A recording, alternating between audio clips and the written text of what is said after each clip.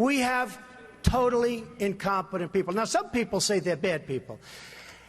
I don't think they're that smart to be bad people. I just think, honestly, I mean, a lot of people get angry when I say, I don't think they're bad. I think they're stupid. I think they're incompetent. I have not taken a penny from any foreign source ever in my life.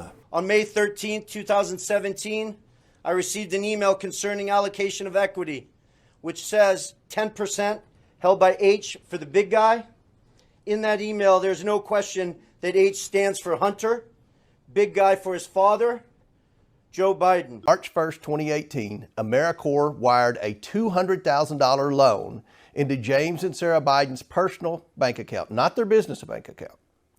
And then on the very same day, James Biden wrote a $200,000 check from this same personal bank account to Joe Biden. How stupid are our leaders? How stupid are these politicians to allow this to happen? How stupid are they? Hillary Clinton was the worst Secretary of State in the history of our country. The worst. Islam is not our adversary. Muslims are peaceful and tolerant people and have nothing whatsoever to do with terrorism. She's a world-class liar. She's crooked Hillary. Don't you understand that? This is one of the most crooked politicians in history. We have heads being chopped off because they're Christian in the Middle East. We have borders where people are being killed all over. The world is cracking up. I want surveillance of certain mosques, okay? If that's okay. Because they are recruiting by the thousands. They're leaving our country. And then when they come back, we take them back. Oh, come on back. Where were you? I was fighting for ISIS. Oh, come on back. Go home. Enjoy yourself. How stupid are our leaders? How stupid are these politicians to allow this to happen? How stupid are they? And our weapons, we don't even know if they work. To show you how stupid we are, they did a major television program, 60 Minutes, I don't know if anybody saw it, where they go into the silos. The stuff is old, it's rotted, the phone systems don't work, the wires going to the phones are all, they don't even know if it works. And I said, if I were Obama, I wouldn't be showing that. And they got in there because Obama wanted people to see how bad it is so that maybe they could get some money to fix it up. How stupid is this? Our enemies are looking at this stuff with 44-year-old phones and wires that don't work. And the people, they're interviewing the people that are working in these phone systems. And they're saying, no, you can't hear. You can't hear. These grave security concerns are the same reason that I have been very, very direct with Secretary Stoltenberg and members of the alliance in saying that NATO members must finally contribute their fair share and meet their financial obligations. But 23 of the 28 member nations are still not paying what they should be paying and what they are supposed to be paying for their defense.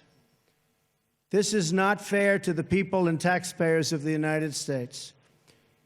And many of these nations owe massive amounts of money from past years and not paying in those past years. Over the last 8 years, the United States spent more on defense than all other NATO countries combined.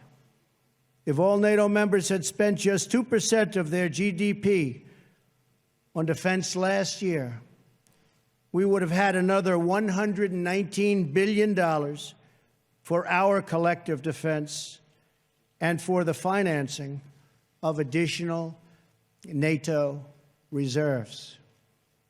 We should recognize that with these chronic underpayments and growing threats, even 2% of GDP is insufficient to close the gaps in modernizing, readiness, and the size of forces.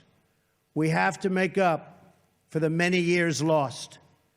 2% is the bare minimum for confronting today's very real and very vicious threats. Success is going to bring us together. If he gets in, you will have a depression the likes of which you've never seen. Your 401ks will go to hell, and it'll be a very, very sad day for this country. Believe me, I will take care of the people in this country far better than any of the folks that you're looking at right now. That I can tell you. Okay.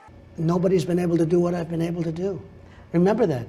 When you look at taxes, you look at regulations, you look at making deals with other countries, nobody's been able to do anything like this. Actually, most people didn't even try because they knew they didn't have the ability to do it. Joe Biden and the radical left Democrats are trying to pose as the defenders of democracy, but in fact, they're the ones destroying our democracy.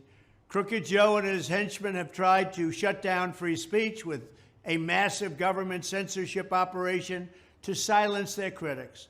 They're putting Douglas McKay in jail for sharing a joking meme about Hillary Clinton 7 years ago. Nobody ever heard of anything like that. They have 4 bogus criminal cases trying to put their leading political rival, me, in prison. Let's put him in prison. He's leading by a lot. There's no way we can beat him. Let's put him in prison. They're running police state operations to infiltrate the Catholic Church as if it were a communist country. They're persecuting Christians and pro-life activists. They're persecuting anybody they want to persecute. They've labeled ordinary Republicans and parents at school board meetings as potential domestic terrorists. They're resettling millions of migrants into our communities, destroying our country like it's never been destroyed before. They're calling our citizens criminals. They rigged the last election. They rigged the Democrat primary, and they're trying to get their rivals thrown off the ballot everywhere they can. And they're constantly trying to delegitimize the Supreme Court of the United States and threatening conservative judges with violence. In short, nothing about crooked Joe Biden and the anti-democratic party has anything to do with defending democracy. So if crooked Joe wants to turn this election into a question of which candidate will defend our democracy and freedom, then I say, bring it on. Let's go, Joe, bring it on, because you are a corrupt person. You're the most corrupt president in our history. And by the way, the most incompetent president in our history. Because Americans don't like tyrants, we don't like fascists, we don't like communists, and we don't like crooked Joe Biden. You just have to look at the polls. With your vote on Election Day 2024, America will be a free nation once again. We will be free and we will be great.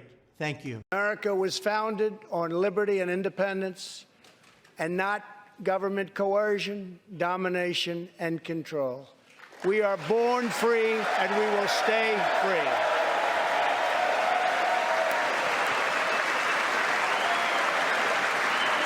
Where's your daddy and your mommy, right? Do you want to go back? Do you want to go back to them, or do you want to stay with Donald Trump? Trump.